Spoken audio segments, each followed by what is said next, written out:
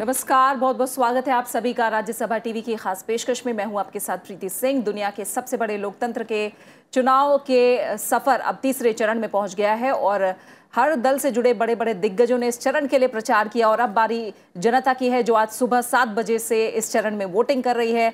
कई बड़े ऐसे नाम हैं जिनके चुनावी भाग्य पर आज मतदाता अपना फैसला सुनाने जा रहे हैं। हम लगातार आप तक चुनाव से जुड़ा हर रंग और लोकतंत्र के इस पर्व की हर तस्वीर आप तक पहुंचा रहे हैं। Indeed, a very good afternoon. I'm Aishwarya Kapoor with you. Voters in 117 Lok Sabha seats spread across 15 states and union territories are exercising their franchise today in the third phase of Lok Sabha election. Over 18 crore and 86 lakh voters are deciding the fate of nearly 1,640 candidates in this phase. All the election-related news coming up ahead. First up, the headlines. Voting underway at 117 seats across 13 states and 2 union territories in the largest phase of Lok Sabha polls. Almost 24% polling recorded till 11 a.m. Highest voter turnout of 35% in West Bengal. Prime Minister Modi casts his vote in Ahmedabad, urges voters to exercise their franchise in record numbers.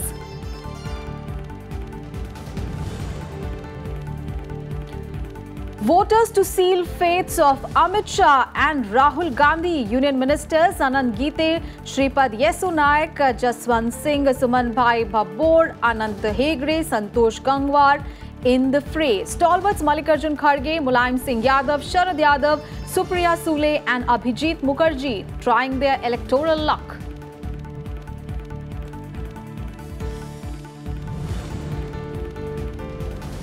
Campaigning intensifies for fourth phase. Prime Minister Narendra Modi addresses poll rally in Odisha's Kendrapara. Says BJD will go and BJP will come to power in Odisha after the polls.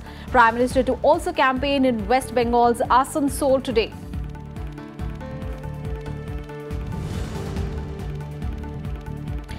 Clash of celebrities in Delhi. BJP fields cricketer Gautam Gambhir from East Delhi, singer Hans Raj Hans from Northwest Delhi. Congress pitches Olympic bronze medalist Vijender Singh from South Delhi. Actor Sunny Deol joins BJP.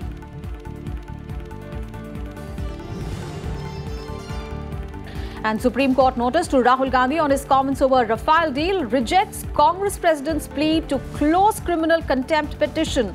Supreme Court to hear Meenakshi Lekhi's contempt petition on 30th of April.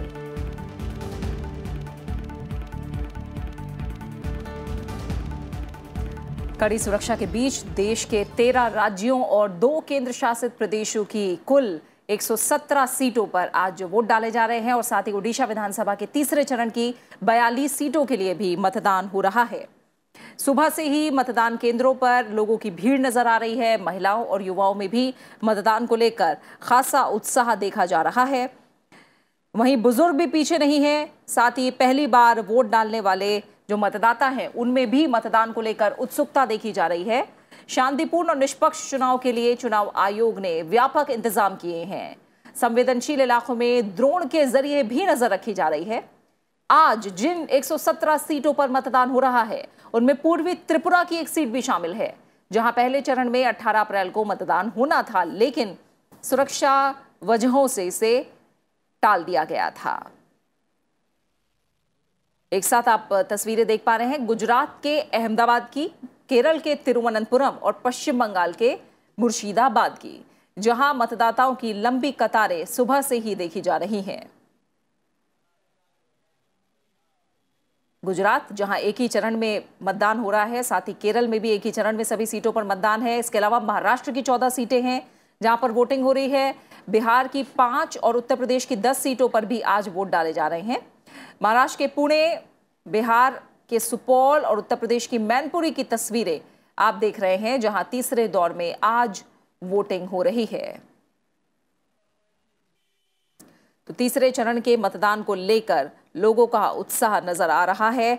13 राज्यों और 2 केंद्र शासित प्रदेशों की कुल 117 सीटों पर आज वोटिंग हो रही है, जिनमें महाराष्ट्र, बिहार और उत्तर प्रदेश की सीटें भी शामिल हैं और यहां भी सुबह से ही लोगों की लंबी कतारें मतदान के लिए दिखाई दी।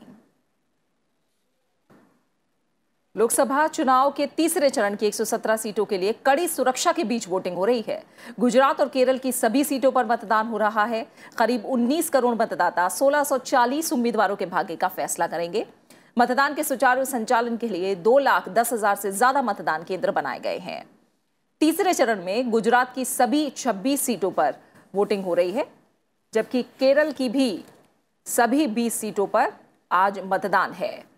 महाराष्ट्र और कर्नाटक की 14 सीटें शामिल हैं। वहीं उत्तर प्रदेश की 10 सीटों पर वोटिंग हो रही है। साथ ही छत्तीसगढ़ की 7, ओडिशा की 6, पश्चिम बंगाल और बिहार की 5-5 सीटें, असम की 4, गोवा की 2, जबकि जम्मू कश्मीर, दादर नागर हवेली और दमन दीव की 1-1 सीट पर भी मतदान हो रहा है। इसके अलावा तीसरे चरण में पूर्वी त्रिपुरा लोकसभा सीट पर भी वोटिंग हो रही है। साथ ही ओडिशा में लोकसभा चुनाव के साथ ही विधानसभा चुनाव के तीसरे चरण के लिए भी वोट डाले जा रहे हैं और इस दौर में विधानसभा की 42 सीटों पर मतदान हो रहा है। ओडिशा में पहले चरण में 28 और दूसरे चरण में 35 सीटों पर मतदान हो चुका है।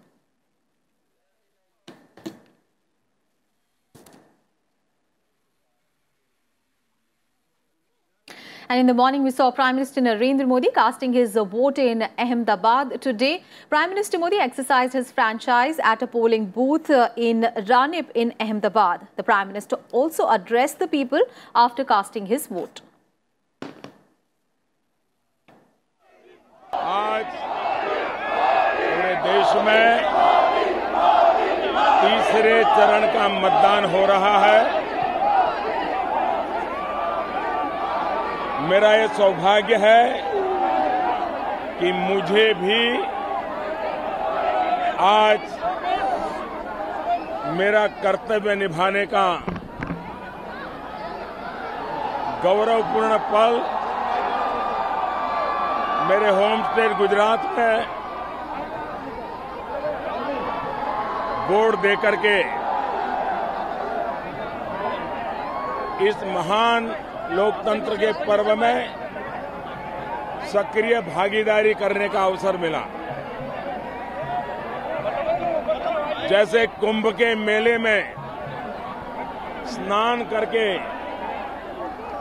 एक पवित्रता का आनंद आता है, वैसा ही लोकतंत्र के इस महापर्व में मतदान करके उस पवित्रता की मैं अनुभूति करता हूं। मैं विशेष करके देश के सभी नागरिक भाइयों बहनों से आग्रह करूंगा कि इस लोकतंत्र के पर्व में अभी जहां जहां मतदान बाकी है, पूरे उमंग, उत्साह और एक उत्सव के रूप में सब मतदान करें। And ahead of exercising his vote, Prime Minister Modi visited his mother and took her blessings as well. And Prime Minister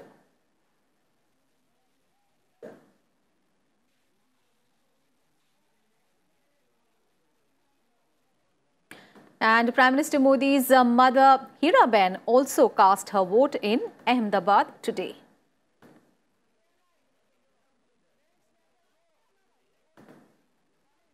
And not just the common man, senior political leaders and celebrities are also exercising their franchise today. BJP President Amit Shah cast his vote in Ahmedabad. Remember, Amit Shah is contesting the Lok Sabha election from Gandhinagar seat in Gujarat.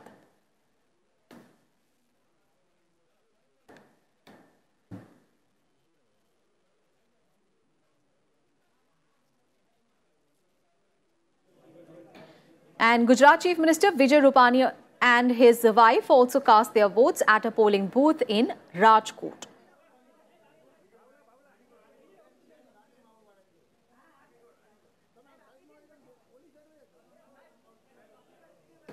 Former Karnataka Chief Minister B.S. Yediyurappa voted at his constituency Shimoga in Karnataka.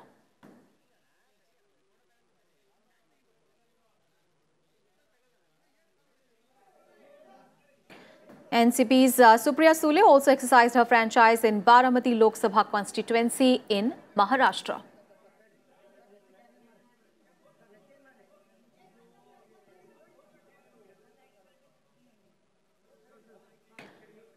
And former Maharashtra Deputy Chief Minister Ajit Pawar also cast his vote in the same Lok Sabha constituency of Baramati.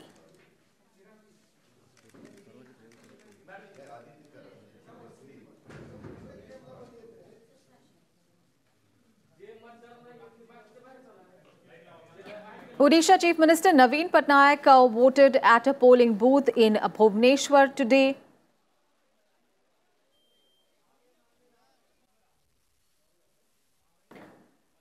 And Kerala Chief Minister Pinarayi Vijayan voted early morning in Kannur in the state.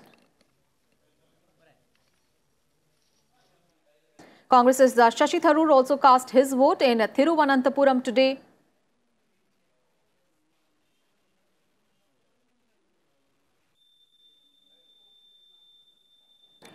Union Minister Dharmendra Pradhan along with his wife cast their vote in Talcher. And Chhattisgarh Chief Minister Bhugesh Baghel also cast his vote at a polling booth in Durg today.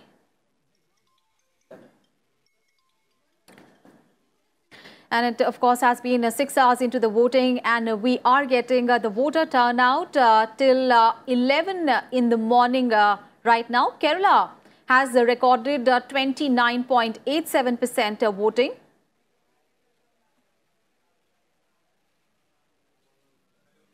Maharashtra recorded 18.21% polling till 1 p.m. I beg your pardon. Odisha 18.80% voting. Tripura 30.38% voting. Maharashtra 18.21% polling. This is the percentage till 1 p.m.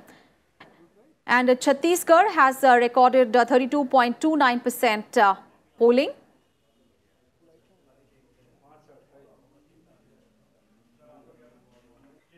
Dadar and Nagar Haveli has recorded 21.62% recorded polling. Daman and Diu 36.98%. Goa has recorded 29.79% recording polling. Gujarat has 26.167% voting recorded so far. Karnataka 25.4%, Assam 44.38%, Uttar Pradesh 26%, Bihar 28.77%, and West Bengal has recorded 42.33% voting so far. This is the figures till 1 p.m.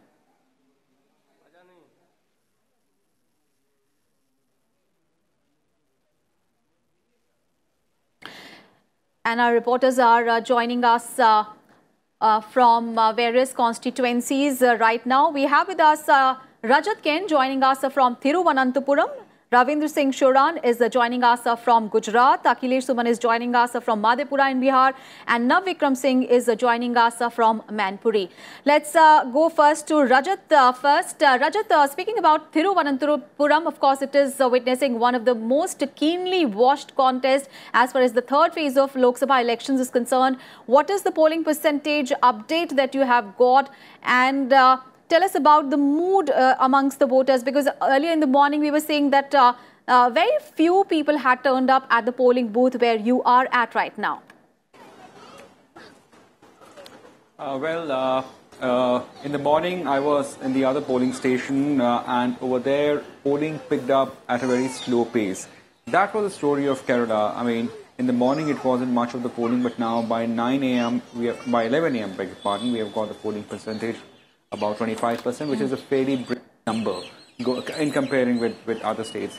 Kerala traditionally is known for high polling percentage. In 2014 as well, the polling percentage here was around 74%. That is again quite impressive if you compare with the nationwide picture of polling. Now, you asked about Thiruvananthapuram. Absolutely right.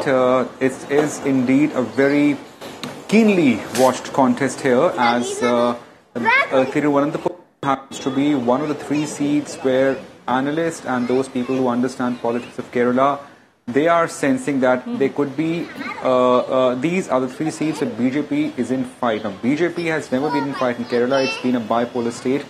On one side, you have the Congress-led UDF and on the other side, the left front-led LDF. उन्हें लेकर हम थोड़ा सा विस्तार से बात करेंगे, लेकिन फिलहाल हम जान लेते हैं कि दोपहर का वक्त हो चुका है। अलग अलग जो राज्य हैं जहां वोटिंग हो रही है, किस तरह का मूड अब दोपहर तक नजर आ रहा है। रवीन के पास रुख करेंगे। गुजरात की सभी सीटें इस चरण में जिन पर मतदान हो रहा है। रवीन, दोपहर तक जो हमारे पास आंकड़ा है वो 26.17% गुजरात में वोटिंग की खबर है 1 बजे तक। अब आप किस तरह का उत्साह देख रहे हैं वहां?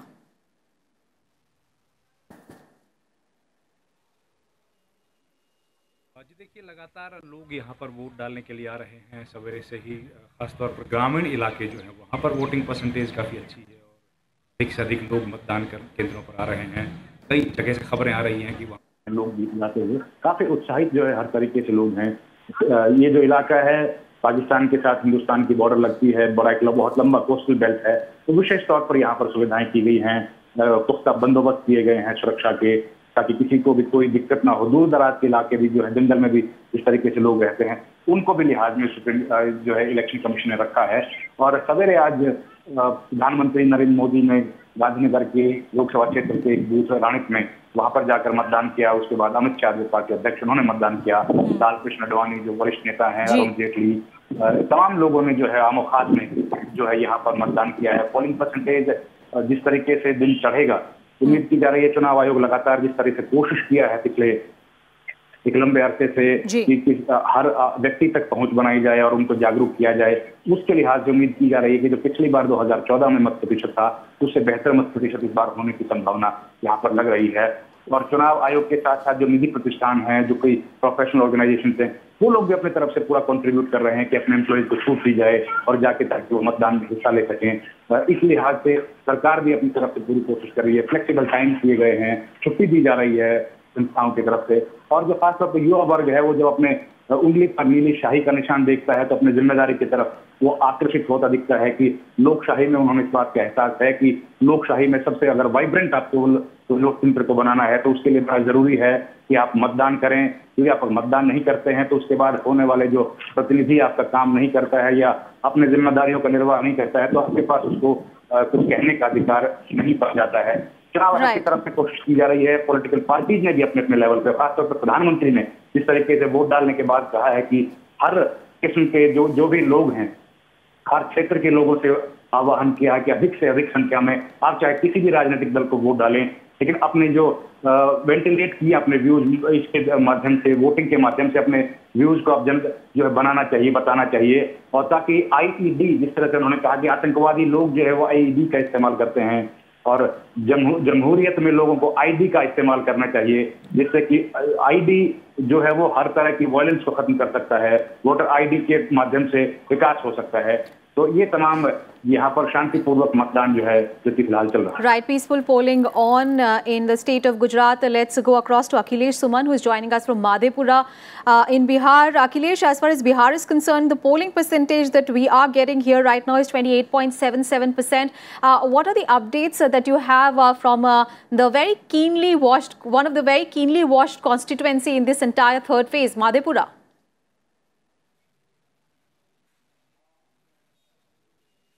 Whatever overall voting percentage I have got from authentic sources, that has crossed 36% till 1 p.m.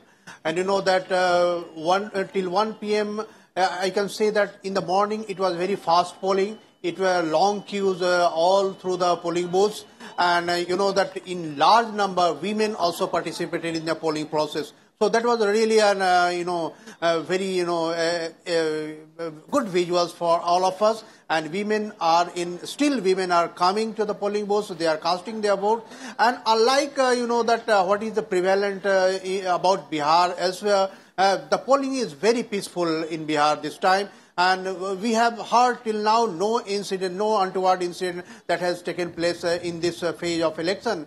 And whatever I am getting that in Madhepura also the type of confrontation is there between Mahagathbandhan and also NDA, people are coming, even people are expressing their wishes, their desires, but in a very polite manner, in a very, very good manner. They are explaining that what they want and what are their problems that they want to be addressed by the candidates. And you know that the main contestant here is RJD candidate Sharad Yadav and JDU candidate Dinesh Chandra Yadav, and also there is an independent candidate who is called Pappu Yadav, who are the sitting MP from this place. And there is a three-cornered contest here.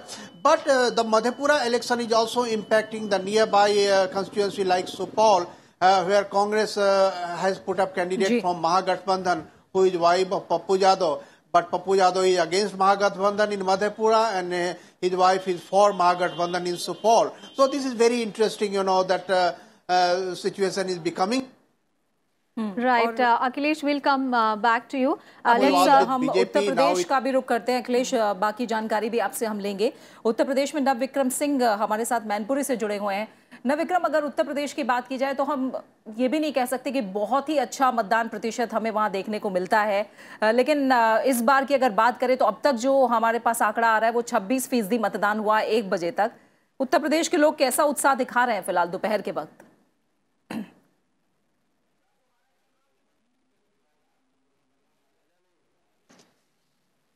प्रीति, जो मतदान का 26% का आंकड़ा है ये 1 बजे से पहले का है। 1 बजे एक नया आंकड़ा जारी होना है जो करीब 10 से 15 मिनट में जारी होने की उम्मीद है। देखिए, यहाँ उत्तर प्रदेश में इस समय बहुत सुबह हमने देखा कि कतारें बहुत लंबी थीं और लोग आकर अपने मताधिकार का इस्तेमाल कर रहे थे, लेकिन जिस तरीके से सूरज चढ़ता गया, इस समय तपती दोपहर का वक्त है, ऐसे में भी कई मतदाता अपने मताधिकार का इस्तेमाल करने मतदान केंद्रों पर आ रहे हैं। लेकिन जैसे जैसे दिन ढलेगा 2 से 3 बजे के बाद फिर मतदाता एक बार फिर हमें यहाँ पर कतारें देखने को मिलेंगी, क्योंकि ये ट्रेंड रहा है यहाँ उत्तर प्रदेश में कि दोपहर के वक्त कम पोलिंग होती है, ख़ासतौर पर अगर वक्त गर्मियों का हो। और सबसे बड़ी बात आपको बताना चाहूँगा मैं कि हमने यहाँ मैनपुरी में देखा कि जिस तरीके से चुनाव आयोग ने मत प्रतिशत बढ़ाने के लिए जो कदम उठाए थे उसका असर देखने को मिल रहा है। अर्बन एपैथी एक बड़ी समस्या होती है, शहरी उदासीनता प्रीति वो बहुत कम हमें देखने को मिली। यहाँ पर जो शहरी मतदाता है बड़े जोश के साथ मतदान करने आया, और इसके साथ ही कई दिव्यांग मतदाता थे। चुनाव आयोग ने भी इंतज़ाम किया है दिव्यांग मतदाताओं को या फिर जो फिर युवा मतदाता है उन्हें सहूलियत मुहैया कराने की। तो ऐसे में प्रीति ये शाम तक जो आंकड़ा है निश्चित तौर पर 2014 के मुकाबले बढ़ने की उम्मीद है। ये आंकड़ा कम नहीं रहेगा, लेकिन ये ज़रूर ध्यान रखने की ज़रूरत है प्रीति कि ये तपती दोपहर का टाइम है, दोपहर की गर्मियाँ हैं, और जिस इलाके में इस समय मतदान हो रहा है, चाहे मैनपुरी का हो, एटा का हो, बरेली का हो, काफ़ी गर्मी भरा इलाका है। तो ऐसे में यहाँ निश्चित तौर पर मतदान बढ़ेगा। इसकी उम्मीद हम भी कर रहे हैं कि जैसे ही दोपहर ढलेगी उसके बाद मतदान का फीसदी जो है वो बढ़े, इसकी उम्मीद हम भी करते हैं। अब एक एक करके राज्यों की बात करें तो लोकसभा चुनाव के तीसरे चरण में, और इस समय आप देख सकते हैं लाल कृष्ण आडवाणी अपने मताधिकार का इस्तेमाल फिलहाल कर रहे हैं। गुजरात की सभी 26 सीटों पर आज वोटिंग हो रही है और बीजेपी के वरिष्ठ नेता लाल कृष्ण आडवाणी अपने मताधिकार का इस्तेमाल फिलहाल कर रहे हैं। In the morning, we saw, of course, Prime Minister Narendra Modi. He was among the very few early voters who came out and cast his vote. We also saw Amit Shah casting his vote in Gujarat, and another BJP stalwart, of course, LK Advani there. Live visuals from Gujarat. We're seeing from Gandhinagar, LK Advani casting his vote. Remember, he represented Gandhinagar for a long time, and this time Amit Shah is contesting the Gandhinagar seat.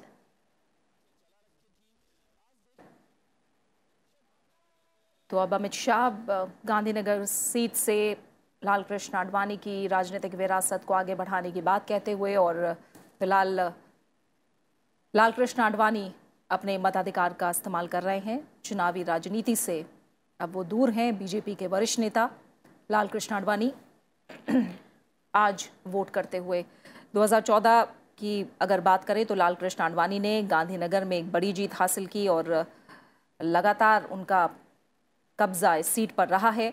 4,83,000 मतों के अंतर से उन्होंने जीत हासिल की थी गांधीनगर में और फिलहाल अब वो चुनावी राजनीति से दूर हैं और गांधीनगर सीट से बीजेपी ने अपने अध्यक्ष अमित शाह को चुनाव मैदान में उतारा है और गुजरात की सभी 26 सीटों पर आज मतदान हो रहा है लाल कृष्ण आडवाणी अपना वोट देते हुए। Yes, we saw that indelible mark on his finger as senior leader of the BJP, L.K. Advani, casting his vote. In fact, in the morning also we saw Prime Minister Modi and then BJP President Amit Shah and now Lal Krishna Advani casting their votes in Gujarat. Of course, there is another BJP leader, Arun Jaitley, who is also going to cast his vote in Gujarat today. तो लोकसभा चुनाव के तीसरे चरण में गुजरात की सभी 26 सीटों पर वोट डाले जा रहे हैं और बीजेपी के लिए गुजरात सबसे अहम है क्योंकि ये प्रधानमंत्री नरेंद्र मोदी और बीजेपी अध्यक्ष अमित शाह का गृह राज्य है। गुजरात की गांधीनगर लोकसभा सीट सबसे अहम सीटों में से एक मानी जा रही है।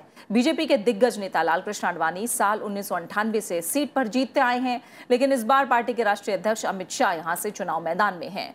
पिछले चुनाव में राज्य की सभी 26 सीटें बीजेपी ने जीती थी, मगर विधानसभा चुनाव में कांग्रेस ने बीजेपी को कड़ी टक्कर दी थी। गुजरात में लोकसभा की 26 सीटों के लिए 371 उम्मीदवार मैदान में हैं। गुजरात में जिन सीटों पर सबकी नजरें हैं उनमें गांधीनगर सीट शामिल है और इस सीट से इस बार बीजेपी अध्यक्ष अमित शाह उम्मीदवार हैं, जबकि कांग्रेस ने सीजे चावड़ा को इस सीट से मैदान में उतारा है। वहीं गुजरात की ही दूसरी सीटों की बात करें तो सूरत में कांग्रेस और बीजेपी के बीच दिलचस्प मुकाबले की उम्मीद की जा रही है। बीजेपी ने एक बार फिर अपने मौजूदा सांसद दर्शना जरदोश पर भरोसा जताया है, तो कांग्रेस ने इस बार यहां अशोक आधेवड़ा को मैदान में उतारा है।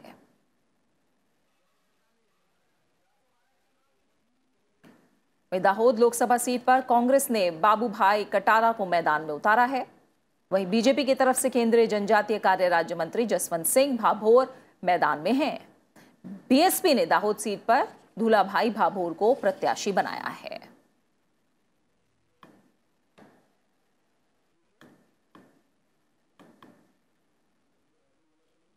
And talking about another state that is voting today, all the 20 Lok Sabha seats in Kerala are voting today in the third phase. 227 candidates are in the fray for the 20 seats. Over 2.61 lakh voters are exercising their franchise at 24,970 polling stations across the state. And of course, all eyes are on Kerala's Wayanad parliamentary constituency, from where Congress President Rahul Gandhi is contesting, besides Amethi in Uttar Pradesh. And the main contest in the state is believed to be between the Congress-led UDF and CPIM-led LDF. However, BJP has emerged as a key third player in the state. The BJP is looking to improve and widen its footprint in the state in this election. All right, let's go across to Rajat Ken joining us from Thiruvananthapuram. Of course, Rajat, we've been talking a lot about Thiruvananthapuram, how interesting this contest is. But we would also like to know from you, how's the contest panning out as far as Wayanad is concerned? How the people, the electorate, the voters there, reacting to the very fact that Congress President Rahul Gandhi is contesting from there? Thanks, Ashwarya. Well, certainly the voters of Wayanad has been brought into the picture. May have heard of Wayanad as a tourist destination, but now it has become a political hotbed in terms of sheer voting, if the voting goes by. Now, that is one seat that came into existence in 2008, and ever since then it has faced two parliamentary elections, and both the times Congress leader M.I. Shahnawaz, late Congress leader, had won from a good impressive margin, although in 2000 the margin was substantially reduced. By and large, Wayanad is considered to be a Congress bastion, which is why a lot of people in Wayanad, or rather the Congress workers in Kerala, in Wayanad, they've been saying that it's a matter of the margin of victory for Rahul Gandhi, considering how safe the seat it is for the Congress. On the other hand, I've been saying that Left Party too is taking this contest extremely seriously, as there have been allegations in the Left and the Congress. And across the Ghats, they are good friends. Only in Kerala, they have this put-on fight between two of them. So they have actually imported a very strong leader from Malappuram, which is a neighbouring constituency. Now, PP Sonair is credited with reliving the left organisation in Malappuram area. Then we have the third quadrant is, a third part of the fight is the BJP and BDJS alliance. Now these two parties, these two partners have had a good amount of success in 2016 assembly polls. They were not able to win seats besides one seat that was won by the BJP in the southern part of the Kerala. But in north they had an impressive vote. Now, whether that vote share will continue to increase, because to win a parliamentary seat, you require you require an impressive number of votes to be in your kitty. Wayanad is a fairly big constituency; it's a big district, so we have a large number of voters over there. So now, whether the BJP and BDJS alliance would be able to capture imagination of public over there, that has to be seen. Yes. However, the fight for the BJP, or for that matter, the BJP is in three seats: Thiruvananthapuram, Pathanamthitta, where Sabrimala Shrine is located, and thirdly in Thrissur. Now, these are the three seats that BJP has been concentrating on. These are the three seats where analysts are saying that may solve triangular contest. Indeed. So BJP had increased its vote share in 2014. Will it win its first Lok Sabha seat in Kerala? That has to be, we have to wait and watch whether that happens or not. And now let's talk about Bihar. बिल्कुल, बिहार में तीसरे चरण में झांझरपुर, सुपौल, अररिया, मधेपुरा और खगड़िया लोकसभा सीटों पर मतदान जारी है। राज्य में तीसरे चरण की 5 सीटों पर 82 प्रत्याशियों की किस्मत का फैसला 88 लाख से ज्यादा वोटर कर रहे हैं। बिहार की राजनीति में मधेपुरा की सीट हाई प्रोफाइल मानी जाती है। मुख्य मुकाबला एनडीए के जेडीयू प्रत्याशी दिनेश चंद्र यादव, जन अधिकार पार्टी के उम्मीदवार राजेश रंजन उर्फ पप्पू यादव और शरद यादव के बीच देखने को मिल रहा है। और हमारे संवाददाता अखिलेश सुमन इस समय मधेपुरा से हमारे साथ जुड़े हुए हैं। अखिलेश, जाहिर तौर पर मधेपुरा की चर्चा भी इस चुनाव में काफी है और मधेपुरा सीट से पूर्व मुख्यमंत्री लालू प्रसाद यादव को हराने वाले शरद यादव अब उन्हीं की पार्टी से चुनाव मैदान में है। जाहिर तौर पर राजनीति किस तरह की करवट ली है, इसका भी एक उदाहरण है फिलहाल मधेपुरा की सीट। दोपहर तक किस तरह का उत्साह है और साथ ही क्या समीकरण कह रहे हैं, हमें समझाइए थोड़ा।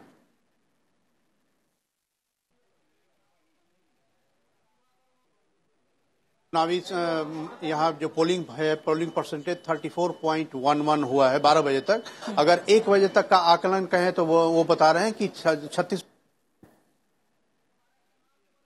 काफी उत्साह था लोगों में और सब लोग महिलाएं भी काफी उत्साह था लोगों में और सब लोग अपनी अपनी बात कह भी रहे थे, बता भी रहे थे, शेयर कर रहे थे कि क्या चाहते हैं वो अपने नए उम्मीदवार से, जो शरद यादव आए हैं या जो पप्पू यादव खड़े हैं या जो डीसी यादव खड़े हैं।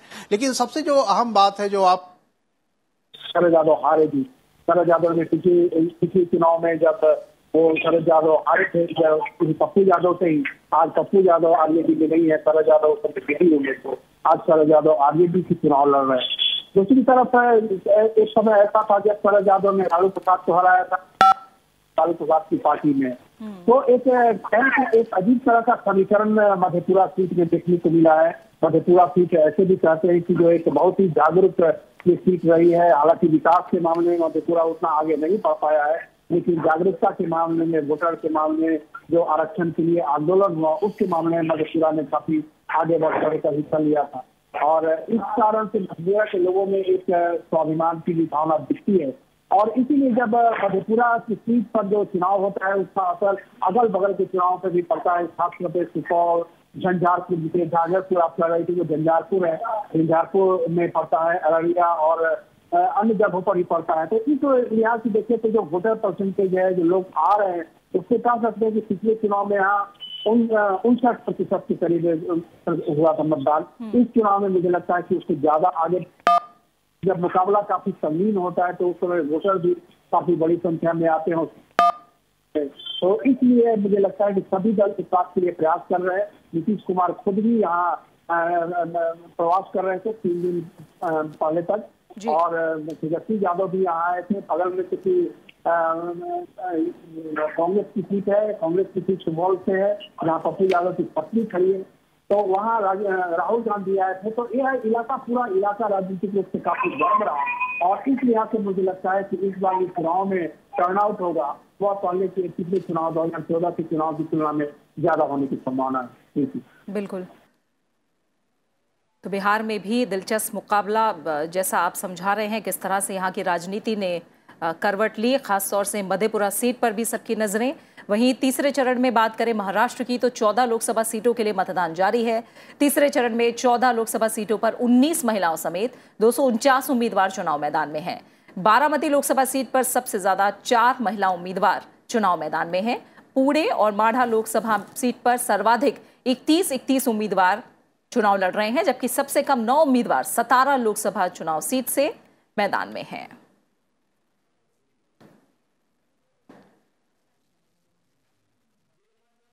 And talking about the key contestants, of course, 249 candidates are in the fray in 14 constituencies in Maharashtra. And here are some of the prominent candidates. In Raigad, we are seeing a very interesting contest. We are seeing Anand Gite of the Shiv Sena versus Sunil Tatkare of the NCP.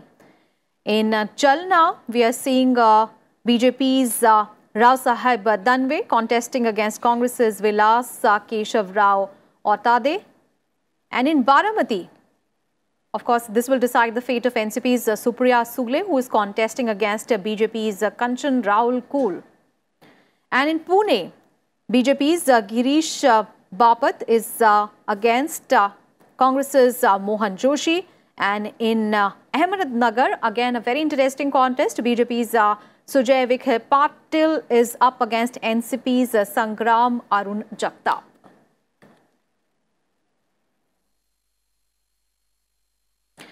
And voting for the remaining 14 Lok Sabha seats is also underway in Karnataka. Now, fate of 237 candidates is being decided today by over 2.39 lakh voters.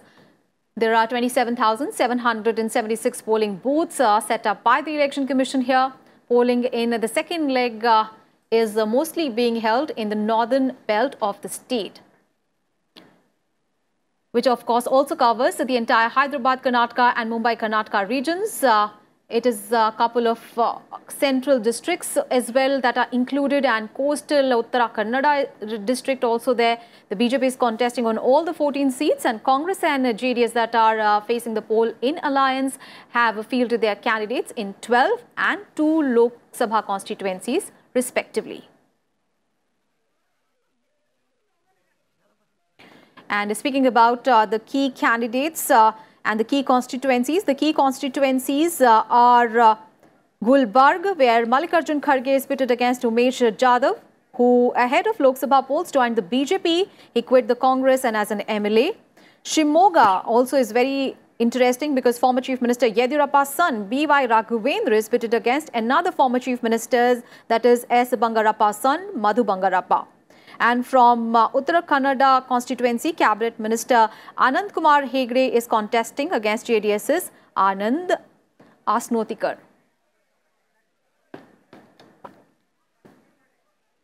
बात उत्तर प्रदेश की, जहां तीसरे चरण में 10 लोकसभा सीटों पर मतदान जारी है। इनमें मुरादाबाद, रामपुर, संभल, फिरोजाबाद, मैनपुरी, एटा, बदायूं, आंवला, बरेली और पीलीभीत शामिल हैं। इस चरण में कुल 10 सीटों पर 120 उम्मीदवार मैदान में हैं। तीसरे चरण की दिलचस्प सीटों में मैनपुरी में समाजवादी पार्टी के मुलायम सिंह यादव की बीजेपी से सीधी टक्कर है। कांग्रेस ने यहां अपना प्रत्याशी नहीं उतारा है। इसके अलावा तीसरे चरण में उत्तर प्रदेश में आजम खान, जयप्रदा, शिवपाल यादव, वरुण गांधी, संघमित्रा मौर्य, धर्मेंद्र यादव और संतोष गंगवार जैसे नेताओं की किस्मत का फैसला होना है। सीधा हम रुख करेंगे, हमारे संवाददाता नविक्रम सिंह मैनपुरी से हमारे साथ मौजूद हैं। नविक्रम, हम लगातार इन 10 सीटों की बात कर रहे हैं। जाहिर तौर पर हर सीट काफी मायने रखती है इस चरण में। पिछली बार देखें तो 7 सीटें इसमें से बीजेपी के पास थी, 3 समाजवादी पार्टी के पास थी, और अब मैनपुरी में मौजूद है जहां मुलायम सिंह यादव एक बार फिर जहां से मैदान में है। और इस बार तो जो पुरानी दुश्मनी थी वो भी भुलाकर दोस्ती में तब्दील हुई बीएसपी के साथ। कांग्रेस ने अपना प्रत्याशी यहाँ नहीं उतारा और शायद ही मुलायम सिंह यादव के जीतने पर किसी को शंका हो, लेकिन नजरें इस बात पर होंगी कि जीत का जो अंतर है वो कितना बड़ा रहता है। मताधिकार का इस्तेमाल वही मत प्रतिशत बढ़ाने के लिए चला रखी थी। आज देखना होगा। बिल्कुल प्रीति, लेकिन प्रीति मैं आपके सवाल का जवाब देने से पहले आपको अपडेट आंकड़ा बताता हूं जो अभी तक मतदान हो चुका है। 1 बजे के बाद का आंकड़ा, जैसा कि मैंने कहा था कुछ देर में आना है, वो आ चुका है।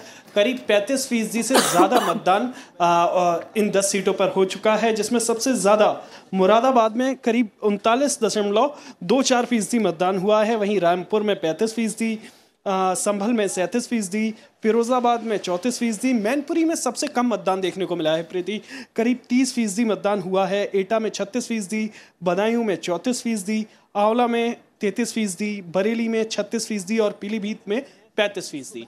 ये जो अपडेट आंकड़ा 1 बजे के बाद अभी चुनाव आयोग ने जारी किया है। अब प्रीति बात करते हैं यहाँ के मैनपुरी के खासतौर पर सियासी समीकरणों की। मैनपुरी में मुलायम सिंह यादव बशर्ते राष्ट्रीय नेता, बहुत बड़े कद के राष्ट्रीय नेता रहे हों, लेकिन मैनपुरी से उनका जुड़ाव कुछ अलग ही रहा है।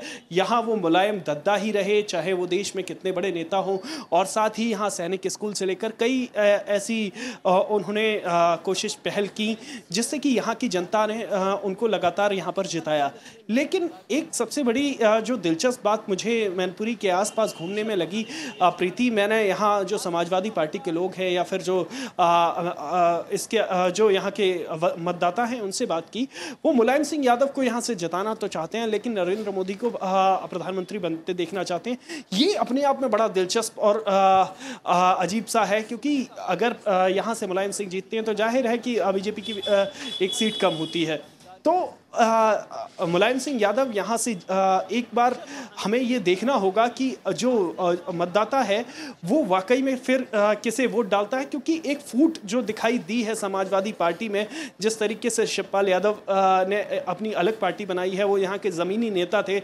और ख़ास तौर पर आपको बताना चाहूँगा, मैनपुरी में जो समाजवादी पार्टी के संस्थापक हैं मुलायम सिंह यादव, वो राष्ट्रीय राजनीति में ज़्यादा दखल रखते थे, लेकिन जो ग्राउंड पर, जो ज़मीन पर कार्यकर्ताओं में पकड़ थी वो शिवपाल यादव की थी। शिवपाल यादव ने हालांकि समर्थन तो दिया है, लेकिन उस तरीके से काम कर पा रहे हैं जैसा कि बीते चुनाव में मुलायम सिंह यादव के लिए किया था, ये हमें नहीं दिखता।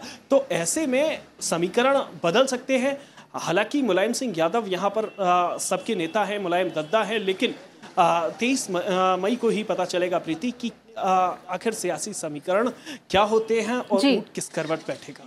जी, मैनपुरी की बात तो हमने बहुत डिटेल में कर दी नविक्रम, लेकिन अगर हम बाकी सीटों की भी बात करें, उधर भी मुकाबला कम दिलचस्प नहीं है। अगर हम बात जैसे फिरोजाबाद की करते हैं तो जिस तरह से नेफ्यू अंकल की जो लड़ाई वहाँ देखने को मिलती है, सिमिलरली अगर हम एटा की बात करें तो वहाँ जिस तरह से राजवीर सिंह, हमने देखा कि प्रधानमंत्री नरेंद्र मोदी ने भी वहाँ रैली की थी और बीजेपी कैंडिडेट के लिए वोट मांगा था। तो इन दोनों कॉन्स्टिट्यूएंसीज में भी कम दिलचस्प लड़ाई नहीं है।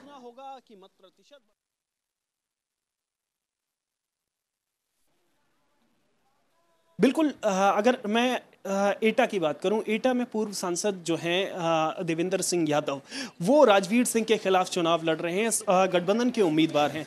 तो वो कोई कमज़ोर प्रत्याशी नहीं है, बावजूद इसके वहाँ पर राजवीर सिंह पिछली बार बड़े अंतर से जीत दर्ज की थी। अब वो जीत का अंतर बना पाते हैं या फिर कितनी दिलचस्प लड़ाई होती है, क्योंकि अगर हम बात करें 2014 के चुनाव में बीएसपी को करीब 1.5 लाख वोट मिले थे एटा में, और इसके अलावा समाजवादी पार्टी भी वोटों का अंतर करीब 2 लाख कम था। तो ऐसे में उस अंतर को, जो जीत का अंतर अगर पाट पाती है, गठबंधन पाट पाता है, तो ये लड़ाई दिलचस्प होती है। वहीं फिरोजाबाद की बात करें तो फिरोजाबाद में बीजेपी कहीं ना कहीं बीजेपी को फायदा मिलता दिखाई दे रहा है, क्योंकि करीब 47% वोट मिले थे समाजवादी पार्टी को पिछली बार अक्षय यादव को, और 37% वोट मिले थे बीजेपी को। ऐसे में अब चाचा और भतीजे के बीच में जो मुलायम परिवार के दो दिग्गज हैं उनके बीच में जो लड़ाई होती है उसमें अगर वोट बढ़ता है तो निश्चित रूप से ऐश्वर्या उसमें बीजेपी को फायदा मिलता दिखाई दे रहा है।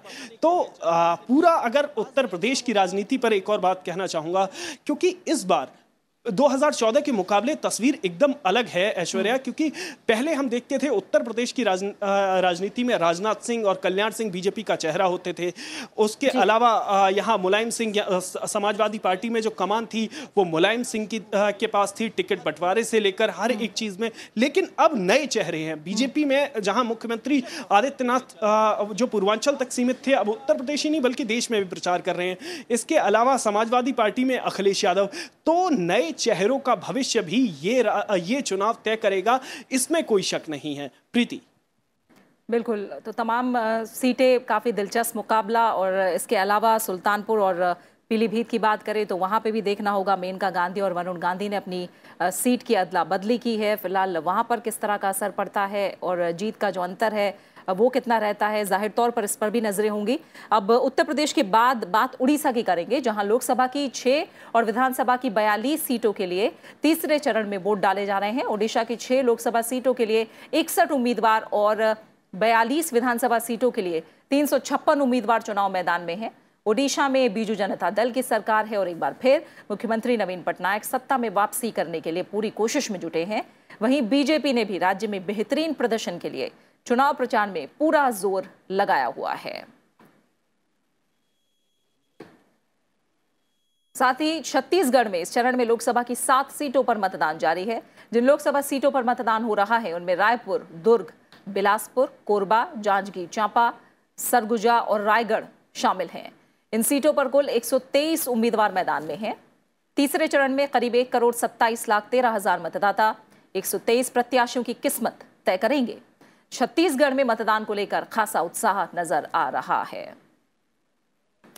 और आज जो तीसरे चरण की वोटिंग हो रही है उसमें एक अहम राज्य है केरल, जहां सभी 20 सीटों पर आज वोटिंग जारी है। रजत केन हमारे संवाददाता वहां से जुड़े हुए हैं।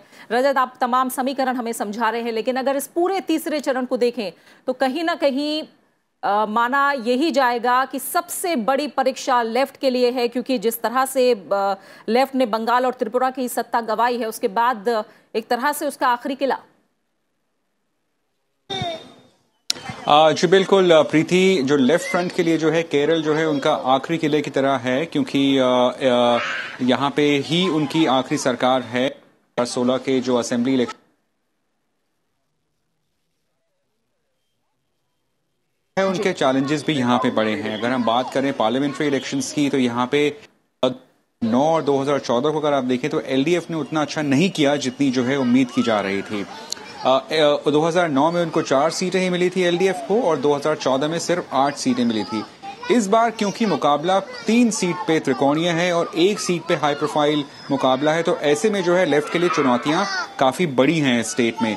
राहुल गांधी जो है मैदान में है वायनाड से, तो केरल के जो 3 प्रांत हैं त्रिशूर, पतनमथिट्टा और तिरुवनंतपुरम, इन 3 सीट से जो है बीजेपी ट्रायंगुलर फाइट में है।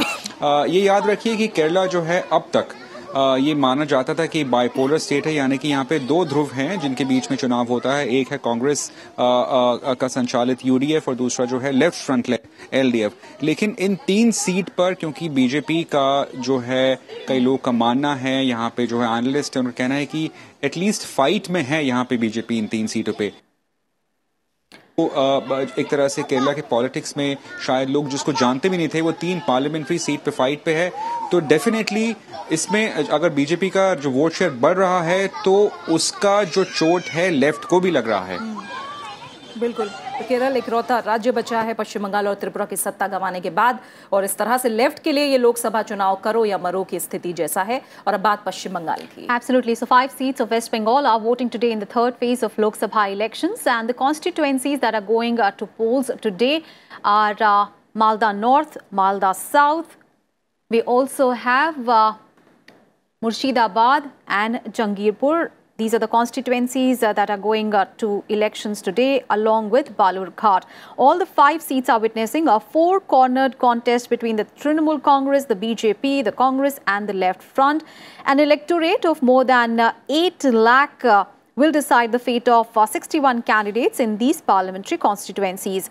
Now, the Election Commission has deployed a total of 324 companies of the central forces to cover over 92% of the polling booths in the 5 Lok Sabha constituencies. And besides general election observers and expenditure observers, the poll panel has also for the first time deployed a special police observer. Also, in another first, VVPATs are being used in all the polling booths along with the EVMs.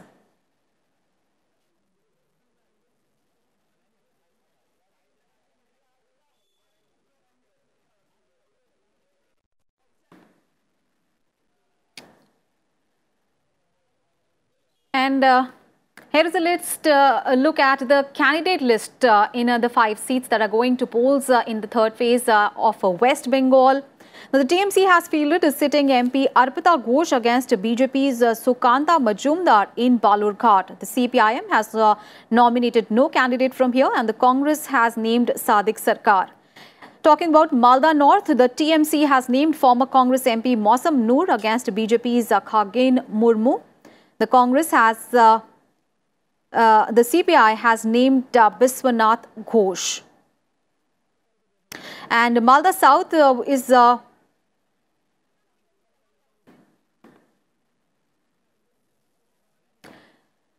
and at this moment, well, we are getting visuals of Arun Jaitley. He's going to cast his vote again in Gujarat today. These are the live visuals that we are getting from Ahmedabad. Just a short while back, we had seen, in the morning actually, we saw Prime Minister Modi casting his vote in Gujarat. Thereafter, we saw Amit Shah casting his vote. And a few moments back, we had seen L.K. Advani also casting his vote in Gujarat. And those were the visuals from Gujarat again, where after L.K. Advani, Arun Jaitley going to cast his vote today in Gujarat.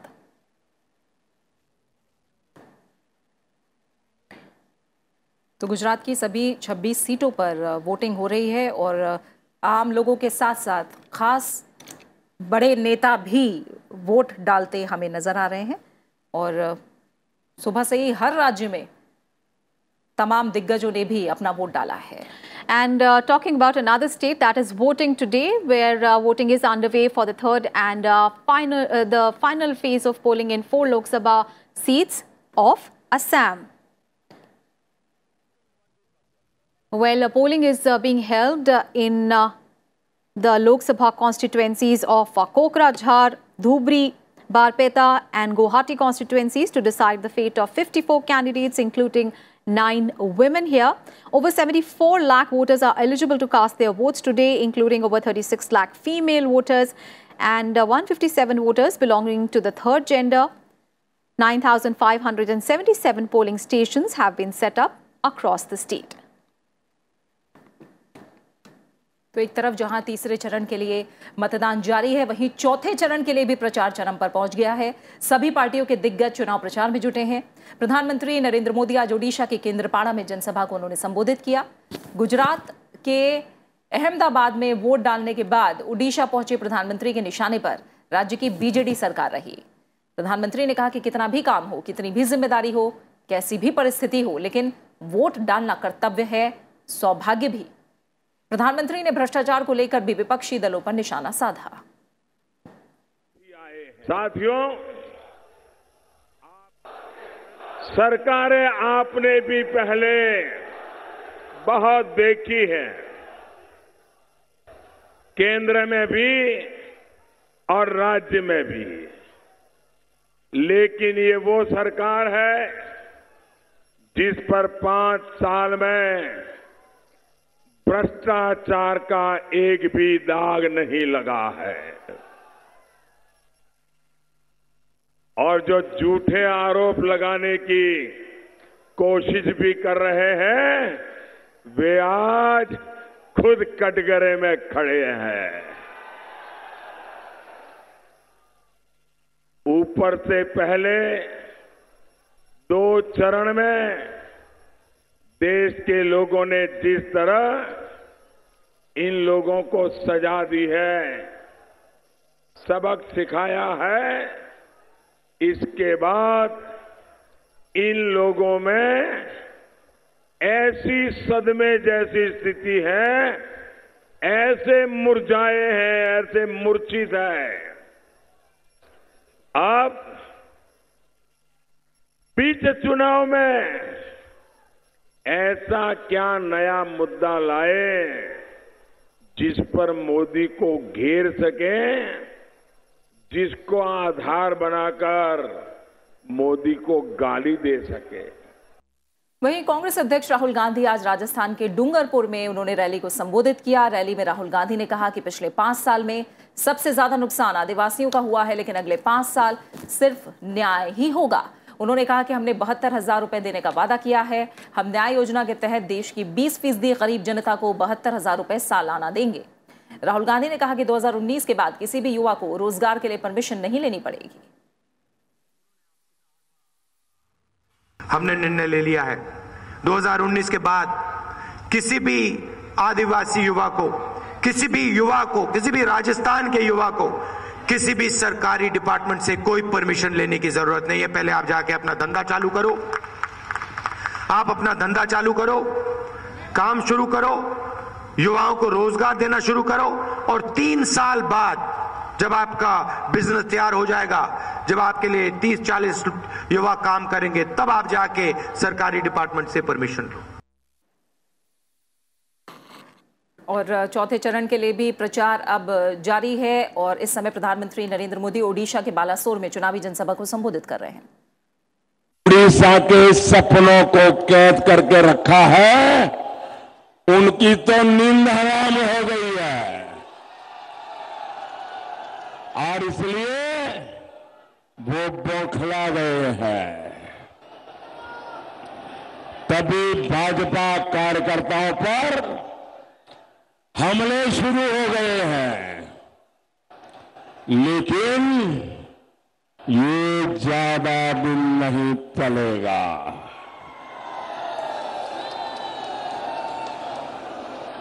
यहां के एक साथी ने अब तय कर लिया है कि कछुए की चाल से विकास नहीं चल सकता, इसके लिए रॉकेट जैसी तेजी चाहिए। वैसी तेजी जैसे बालासोर के रॉकेटों में होती है। भाई और बहनों, कुछ दिन पहले आप सभी ने देखा कैसे बालासोर का नाम इतिहास में दर्ज हो गया है। And in more election-related news, this one coming in ahead of the elections in Delhi, actor Sunny Deol joined the BJP in the presence of Union Ministers Piyush Goyal and Nirmala Sitharaman today. He is likely to be the BJP candidate from Gurdaspur in Punjab. Sunny Deol said that he wants PM Modi to continue as the Prime Minister for the next 5 years as well. Meanwhile, BJP has fielded a singer Hans Raj Hans from Northwest Delhi constituency. Now, this ends the suspense over the BJP candidature from this seat, with the party replacing incumbent MP Udit Raj with the popular singer Hans Raj Hans. And cricketer Gautam Gambhir, who is BJP candidate from East Delhi today, sought divine intervention ahead of filing his nomination today. The cricketer turned politician also held a road show teeming with supporters before filing his papers.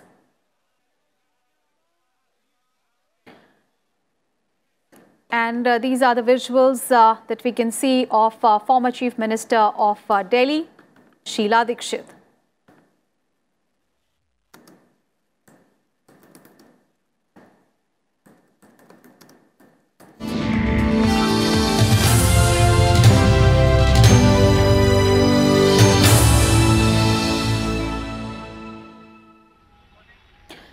Let's get you some other news. Well, the Supreme Court has issued a contempt notice to Congress President Rahul Gandhi for his remarks on the Rafale judgment, which the Apex Court had said were incorrectly attributed to it. The Apex Court said that it will now hear on 30th of April the criminal contempt petition filed by BJP MP Meenakshi Lekhi against Rahul Gandhi, along with the pending review petition against the 14th of December 2018 verdict in the Rafale jet deal. The top court also rejected the plea of Rahul Gandhi to close the criminal contempt petition filed by Meenakshi Lekhi.